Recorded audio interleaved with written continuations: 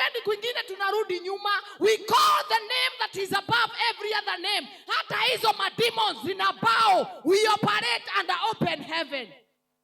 Bwana asifiwe. Hatuwezi tukazuiliwa. Ambia mwenzako huwezi ukazuiliwa. Na huwezi ukapingwa. If only you understand who you are. Jacob akaambiwa, I will bless you because you have struggled with God and men. Acha nikuibie siri. Afadhali kupigana na Mungu. Kwa sababu 3 days of fasting, Mungu atakufungulia milango. Madhani ya gosho. 3 days of fasting, milango itafunguka. Lakini watu, my friend, watu. Madhani ya gosho. Mwingine anaona nyota yako wewe utakuwa mtu mkubwa. Watakufungia milango kimakusudi. Watakupangia mabaya kimakusudi. Kama kina Danieli, ni nani alipanga wawekwe kwenye shimo la simba? Si shetani, ni watu.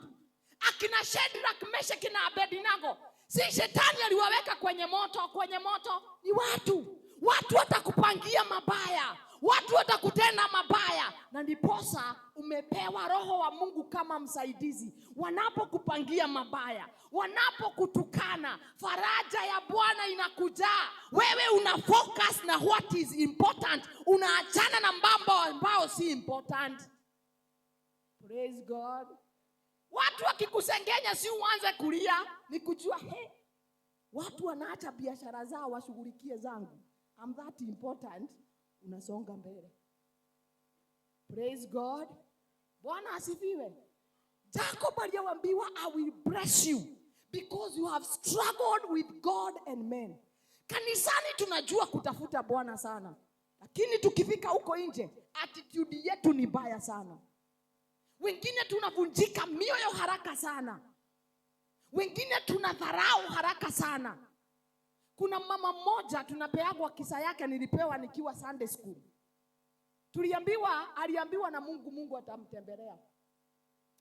Na akafagia, akaambia watu wa kijiji, Mungu ananitembelea. Akafagia kwake, akaosha, akafanya mambo mazuri, akapanga vitambaa, nyumba ilikuwa inametameta kwa sababu Mungu anafanya nini? Mungu anafanya nini? Lakini katika hiyo hali Mungu alikuja akiwa nyanya mzee na mchafu sana. Mchafu na ananuka. Huyo mama akamwambia, "Wewe si utoke, toka kwangu, utachafua, Mungu ananitembelea." Na wakati huyu mama alipokuwa anatembelewa na Mungu, Mungu usiku akaomba, akamwambia Mungu, nilikuwa nimeambia jirani utakuja. Kwa nini haukukuja? Mungu akamwambia, nilikuja, ukaniambia nitoke kwako, unangojea Mungu. Praise God. The reason why as Christians we are living a defeated life ni kwa sababu tunangojea Mungu apitie hapa. Na unamwambia usipopitia dirisha Mungu, mimi tutaachana. Na asipokuja na bado atabaki kuwa nani? Praise God. Sometimes God will use your enemy. The Bible says, I will make peace with your enemy and force them to bless you. Bwana asifiwe. Sometimes God use your enemy. Lakini kwa sababu kuna mambo walikutendea uko na hasira, hauwezi kubali wakusaidie. May God have mercy on us. In this corporate world, God can use anybody to bless you. Bwana asifiwe. Bwana asifiwe.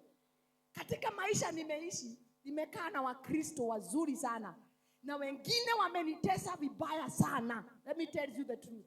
Na nilienda kwa watu ambao ni Waislamu, and they treated me so good. Mtu anakukuta unasoma Bible mpaka anakuheshimu. Unamwambia nataka kuomba, anakuambia enda uombe. Na kuna mtu katika Christian akiniomba nikisoma Bible, they judge me. Wanasema unajifanyaga mtakatifu. So God can bless even other nation who doesn't know God to bless you. Praise God.